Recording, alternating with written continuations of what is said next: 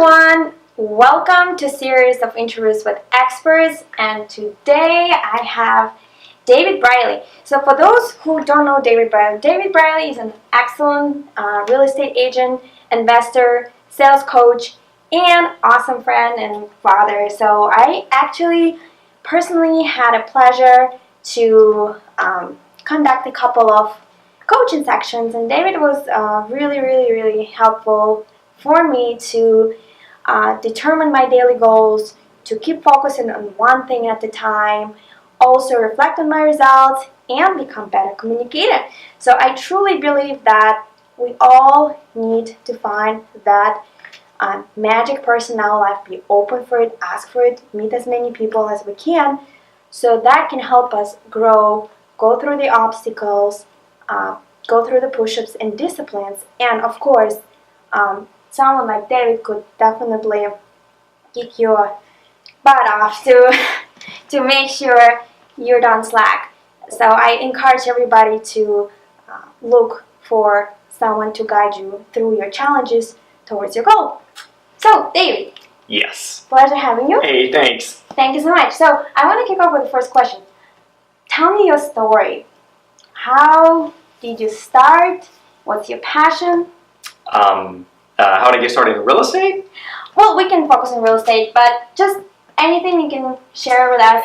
Yeah, I'd probably say like how I got started, like kind of in sales in general. I grew up in North Carolina, pretty working class, and always had this kind of really gritty attitude of like a hustler that, you know, I'm going to go out and make things happen.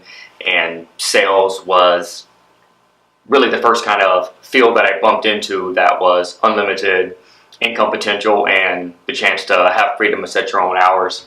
I kind of got my first start in sales when I was in a clothing company. Like I used to work at American Eagle at the mall, you know. So okay. American Eagle, essentially, I was doing sales direct.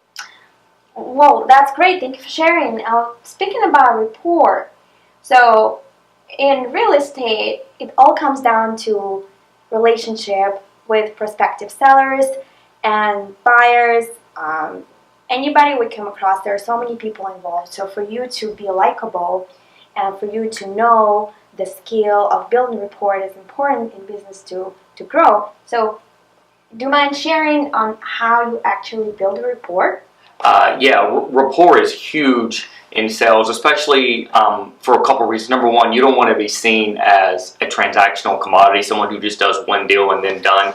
Real estate's the kind of sale where you want to be repeat business, and there's kind of a three-tier approach that you want to use. So it's know, like, and trust. And if you've done like real estate training in the past, that's probably a broken record. But the way you move from one to the other is by building rapport. Some of the quick ways that I build rapport, especially on the phone, you do a lot of stuff on the phone nowadays. People are living a digital life, they're very busy. On the phone, you definitely want to do listening. Listen as much as you can because you want to make them feel comfortable. Listening. So how one person can actually train himself or herself on how to listen, because we all want to relate. And we have that common mistake. Oh yeah, you went to Paris, me too. Let me share that with you and kind of connect on this way. But I think it's a common mistake that we make. We don't have our person to finish their thought. We intentionally interrupt them by trying to connect. So how to discipline yourself to listen to the very end and then make a comment? Yeah, it is difficult. I am like, especially being in sales, I'm a pretty outgoing person that takes, it does take work, even like I work on it continuously. A good way to do it is to just count to 3 after someone finishes talking, just in your head, 1, 2, 3, and then you talk. That way you make sure that they're finished. Yeah. Another thing is you probably have someone in your life who is an amazing listener, and when you're around them, you just find yourself talking. Next time you're hanging out with that person or someone like them, watch what they do. Try to do what they do. Just learn from them, and Because a lot of times people who are good listeners are the people that people like the most. That's so true. That's so true because that's harder to do, and people, of course, we know the most interesting topic for every person is topic about themselves. So if you let someone to tell you the story, to share an important message or information, and you don't interrupt, you become likable, and that's helping you to get more deals, right? Absolutely. Just listening to someone is a great way to build rapport. You know, Speaking of like kind of listening, the way that you kind of set yourself up to listen is another rule of sales is that you don't ask closed questions. You do not want to ask yes or no or one word answer questions. You really want to keep it nice and broad, like ask like where, what. I mean, what's a really good one, or how, like questions like that that lead to like longer responses. And that's when people get talking, and then after a point they're like, oh my gosh, I've told this salesperson so much stuff, I couldn't possibly go start this whole process over, and you've got a lot of momentum toward working with that particular client. That's interesting. In one of our coaching sessions, David actually told me that it's very important to get to the same vibe and voice and sound with the seller. So if they're talking too fast, you gotta be talking fast. If they're talking slow and quiet, you have to change your voice to match their certain mood. So then I can relate to it. That was pretty cool. I learned that, and I'm using that. And the other cool trick you shared with me was to always kind of knock your head and appreciate anything they tell you, either it's about the house or situation they're in, or their story of why they called you. You have to appreciate, and that makes them actually talk a little bit more and share a little bit more. So, and 15 minutes down the road, they're amazed how much they opened up, right? But that's interesting and important to build rapport. Are there any books that helped you come to that point? Of course, practice is the key, and action is the key. But in order to practice something, you have to know something or think you understand, and then you apply it to practice. So any books or articles that help you to get to where you are right now, name me 3 if you don't mind. I would say that books, specifically for sales, I really like, this is one book about personality profiling. It's actually written by a guy from Massachusetts. It's called Finding Your Purpose, the 5 distinct personality profiles, and that book was really helpful about and personality profiling. A lot of people think it's putting people into boxes. I don't think of it like that. I think of it just as another tool that I can use to help understand someone's needs. I mean, do they need security? Do they need, friendship? Do they need trust? Do they need to know the numbers? Do they need to feel that what they're doing is run-of-the-mill? Whatever that is for them, you want to make sure that you can, do that for them to meet their need as a client. That's a really good book I recommend. Another big thing about sales in general is mindset. And when I first got into sales, I didn't know the mindset piece of it. I didn't get it. And now that I've been in it for a while, I definitely do. There's a great book by Hal Elrod called The Miracle Morning. And basically, in The Miracle Morning, you practice 6 success habits, and you do them every day. And it's just a great way to get yourself in a routine and a mindset for success. And I do The Miracle Morning every morning. I've been doing it for about 2 years now, and it has drastically changed my life. I can't recommend that book. Yeah, I can't recommend that book highly enough. And I'd probably say another book that I really like is, I'm trying to think about sales. If you're in real estate specifically, the Keller Williams Millionaire Real Estate book is really good. I know it's for another company, but it was one of the first books I read about real estate sales. It's really good. And there's another book called Negotiate with the Devil. And a lot of real estate agents don't get that they're negotiators, and literally a deal can hinge or your commission increase on whether or not you're able to be a skilled negotiator. So, talking about negotiation, when I was coming here, I wanted to dive into that particular topic because it's really challenging. What are the tactics, or maybe there's a rule of thumb that you can share with us so we can start being more confident when we approach the seller or any client? Yeah, a lot of times when you're dealing with a seller for a listing appointment, or you're actually negotiating a sale, or even, I really feel that even when you're trying to gain a client, that can be a negotiation point at sometimes, not like very intense, but at the same time, the answer to all of those, the building block, the basic thing for negotiation is to build rapport. And again, how do you build rapport? It all goes back to listening again and understanding them.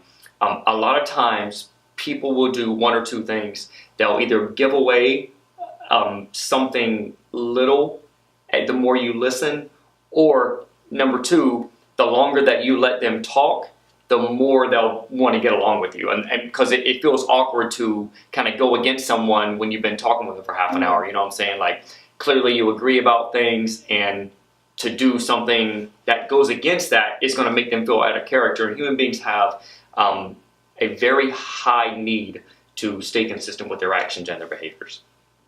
Interesting. So if someone is scared to approach or do the twist from being super friendly to a question, hey, this is that we actually here for. How like what? Maybe there is something that you say to yourself in your head. Okay, I can do it. It's gonna happen. We're gonna create win-win situation. How do you overcome that challenge of switching from point A to point B? I don't really see it very much as a switch, but maybe it's because I've done it for a little while, or I look at it more as in, okay, we're going to keep listening, and and then I would probably start with an open-ended question, like let's say that you're negotiating, the price of a listing, right? So you want to start with an open-ended question like, so what are you thinking for the list price, right? What do you honestly think it's worth? Exactly. There's another good one. Did I show you that one? What do you honestly think it's worth? I use it all the time now. It helps me out. They're honest people. Like, they don't want to tell me I'm not gonna be honest with you, and I'm not gonna tell it to you or share with you. If you call them honest people, they are feeling obligated to give you a little bit of information. I mean, there are some that still think that you are an enemy, but overall, we are in business to help people, and we want to make sure we make them comfortable first, and then we approach with the question. So another like kind of a next negotiation tactic on that, if you're talking about a seller for an investment property. So let's say they say, oh, I think it's worth about $225. Then you come with, okay, $220 to $225. I see. So what you're doing is you're framing them, and you're framing that, okay, this $225 is tops. $220 to $225, and depending on how far off they are, you might say, oh, okay, $215 to $225. I see what you're saying. Okay, okay, that's interesting. Yeah, it's a nice little one. The other thing about it too is, like, again, just got to keep the listening up, and let them feel comfortable with you, and then that is really where you make your mark, and that's really where you move forward with a purchase. I'd also say too, I know I'm kind of rambling here, but terms, like, you can't make it all about the price, especially as an investor. But if you built that rapport and listened, you know what other things are important to them.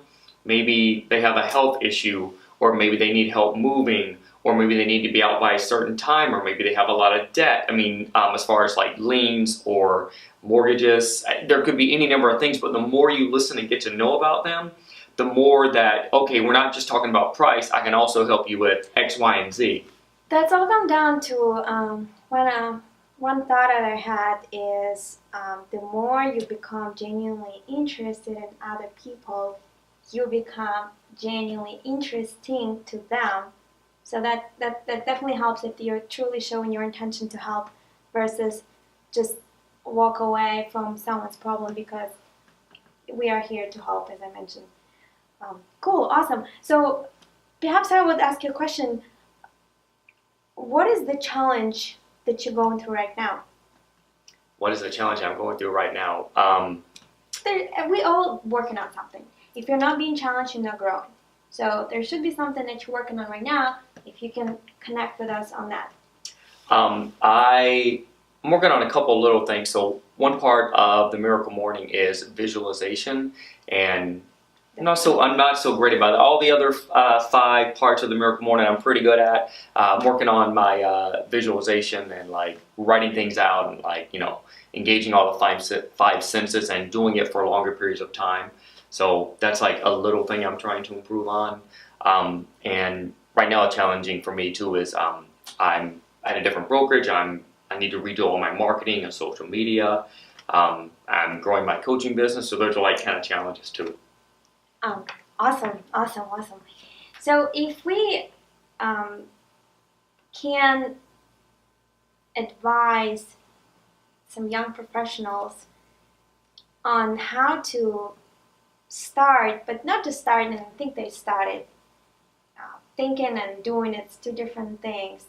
3 important steps for someone who is feeling behind, or thinking they're not good enough, or they don't have the right people, they don't have the right job, they can't break through. What are the 3 things that you would say can kick someone in the butt and get them going? So all the wisdom of ancient Greece was in like the Oracle of Delphi, and when you got up to the Oracle of Delphi, in like the holy place there, they had 2 words written: know thyself. Like, you really need to get a hold of who you are, what makes you tick, because if you, like for instance, I used to be a librarian, right? I was a great librarian. I had all the skills. I knew books. I loved to read. I loved the library. I liked answering people's questions and helping people. But I was an awful librarian because I didn't have the personality to work at a library. I'm like kind of outgoing and loud. And generally, if you notice, librarians are much quieter people. And I know myself now, and I know I could do that job and be really good at it. But personality-wise, it's not a good fit. So I'd say know thyself. Number 1. Number 2, mindset. Like, have the right mindset that you're going to succeed, and just, you know, get fixed the space between your head. MMI. There, MMI, yeah. And you know, and kind of along those same lines too. Like, once you know yourself and have the right mindset, take risks. Like, I'm not saying act risky, but take calculated, knowledgeable, researched risks, because without that, you're just going to keep in the same rut. You've got to really break the pattern and take a risk to get where you want to go. Oh, that's an amazing tip. I'm going to write it down when I get home.